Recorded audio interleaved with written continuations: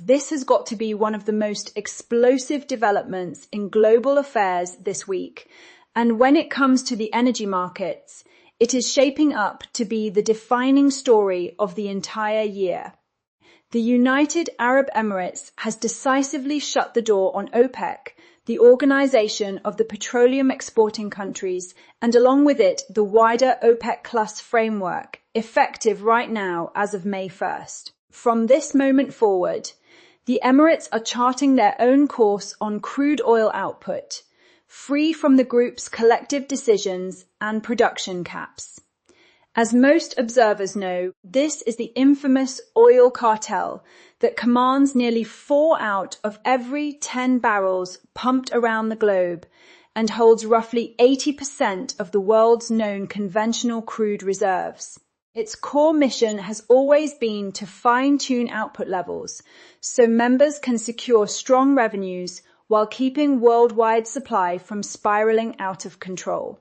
On the surface, belonging to a club engineered to protect and maximize oil income sounds like a smart move. So why walk away? What makes the decision even more striking is that the UAE is no minor player. Before the conflict with Iran escalated, it was pumping about 3.5 million barrels daily, making it the cartel's third biggest producer behind Saudi Arabia, the undisputed heavyweight, and Iraq. Beyond sheer volume, it was one of only 2 nations, alongside Saudi Arabia, with meaningful spare capacity, the ability to ramp up quickly when needed. That made Abu Dhabi a pivotal voice inside the organization it had called home since 1967, when Abu Dhabi first joined, and then the whole federation 4 years later, after independence and unification. 6 full decades of membership do not end lightly, especially when relations between Abu Dhabi and Riyadh have always been more competitive than cozy. Yet the announcement still landed like a thunderclap across the region and beyond, because it carries real weight for both the cartel's future and everyday energy consumers everywhere. Here at Critical Hour Report, we dig beneath the headlines to unpack exactly what this bold step means. We will explore the deeper motivations driving the UAE's exit, who stands to gain and who could lose out, the ripple effects for ordinary people filling up their tanks, how the ongoing war in Iran fits into the picture, and why so many voices are already calling this a quiet triumph for former President Donald Trump. This is far more than a routine business calculation. It blends hard-nosed economics, simmering rivalries among Gulf neighbors, heavy American influence, and even a fundamental rethinking of long-term national strategy. So let's dive straight into the heart of these shifting desert sands. The original vision behind OPEC was straightforward. Give producing nations real leverage over the international oil market. By coordinating output, they aimed to avoid wild swings that could crash prices and revenues or threaten their entire economic model. Oil is a classic commodity. When prices climb, unchecked new supply can flood the market and send prices tumbling for years. Conversely, if prices shoot too high, they invite massive investment elsewhere or speed up the switch to alternative fuels, both of which erode the cartel's long-term edge. OPEC's job was to keep the golden goose alive and laying steady eggs. For decades the formula worked, but it also locked members into a shared policy that doesn't always match every country's unique circumstances. The UAE is actually the second Middle Eastern nation to break ranks. Qatar left back in late 2018, choosing to focus on expanding its massive natural gas operations instead of staying shackled to oil cuts. The lesson is clear. Squeezing supply can lift prices per barrel, but it also hands control to a multilateral body and caps how much you can actually sell. Higher margins per unit are nice, yet if the total volume you're allowed to move shrinks, the math may no longer add up. That exact calculation has been playing out in Emirati strategy sessions for some time now, and the moment arrived when the group's approach stopped serving Abu Dhabi's interests. In the immediate term, the departure is unlikely to jolt markets much. Oil prices hardly blinked when the news broke. Over the longer horizon, however, the implications could be profound. Right now, the UAE accounts for just over 4% of global crude output, yet its proven reserves sit at around 111 billion barrels, roughly 1/10 of all known conventional supplies. That mismatch between current production share and future resource base hints at a potential turning point in how the energy landscape evolves. At least 4 major forces are pulling the Emirates toward independence. First, the desire to fully tap their substantial untapped extraction potential. Back in 2022, Abu Dhabi National Oil Company unveiled a staggering $150 billion investment blueprint for 2023 through 2027, aimed at lifting daily capacity to 5 million barrels by 2027, 3 years ahead of the original 2030 schedule. The catch?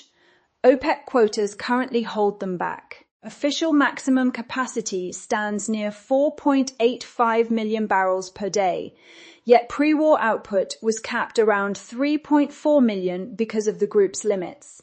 That leaves more than 1 million barrels of idle potential sitting on the sidelines, directly crimping revenues. The UAE, like Saudi Arabia, is a classic swing producer capable of adjusting output within months to influence global prices.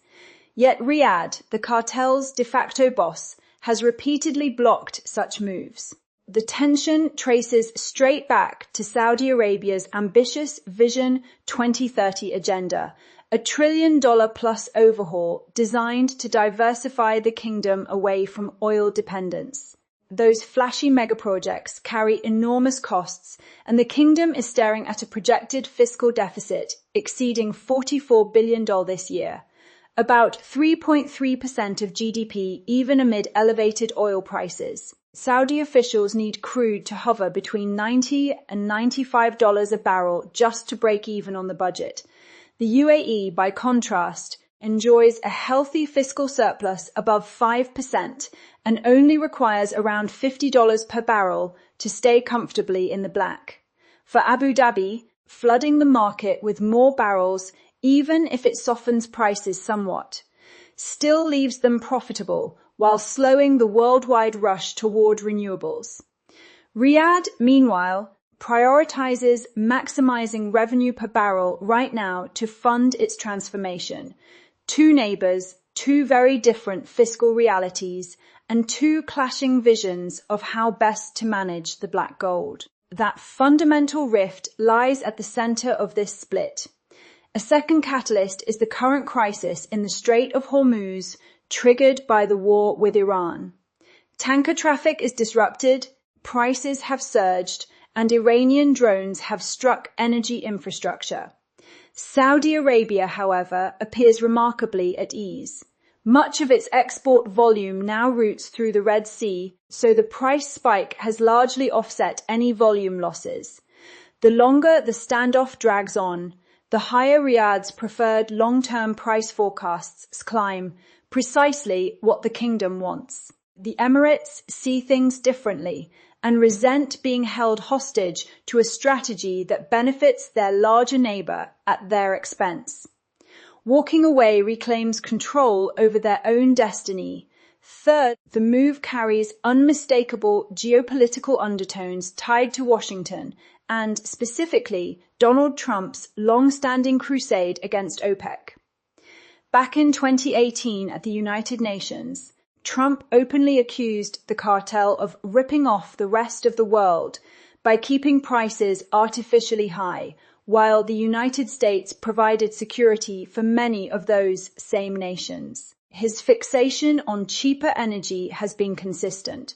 More US production, lower costs for American families, and a deliberate delay of the green transition. The UAE's decision aligns neatly with that worldview, even if the immediate market impact is modest. It sets a precedent that could erode OPEC's grip further, already down from controlling half of global output in the 1970s to roughly 30 to 35% today. Losing the UAE pushes that share below 30% and might encourage others to follow, diluting the cartel's leverage. Some analysts even speculate the exit was quietly linked to requests for US financial backstops, including currency swap lines to shield the dirham amid war-related volatility. With the UAE's $270 billion in reserves and its currency pegged to the dollar, any liquidity crunch could have been painful. In exchange for breaking ranks, Abu Dhabi may have secured broader American support, financial, political, and military, potentially reshaping the old petrodollar bargain away from Riyadh toward a stronger Abu Dhabi-Washington axis. Add in the UAE's close strategic partnership with Israel, including recent air defense cooperation, and the triangle of interests becomes impossible to ignore. Finally, the departure reflects the UAE's forward-looking economic evolution. 3/4 of its economy now runs on trade, finance, construction, tourism, and other non-oil engines, the most successful diversification story among petrostates. Yet leaders are not abandoning hydrocarbons. They intend to stretch their lifespan while pivoting smartly. They are ramping up natural gas output, much of it associated gas that comes bundled with oil. OPEC cuts have been forcing them to leave both resources in the ground, forfeiting billions. Gas is also the perfect bridge fuel for renewables, backing up solar and wind when the sun doesn't shine or the wind doesn't blow. Projections show liquefied natural gas demand could surge 45 to 85% by 2050.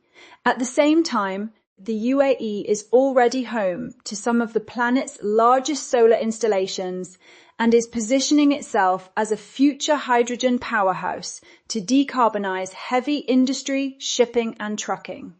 OPEC's rigid oil-focused quotas simply get in the way of this multi-decade vision. All these threads, user capacity, divergent fiscal needs, regional crisis dynamics, American pressure, and strategic diversification converge in one decisive break.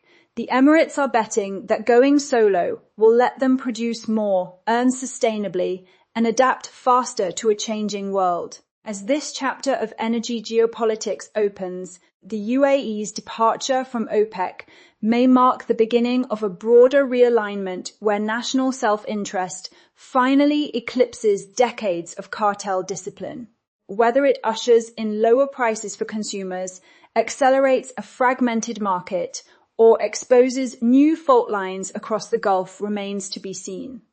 But one thing is certain, the old rules of the oil game are cracking, and the world will be watching closely to see who writes the next ones.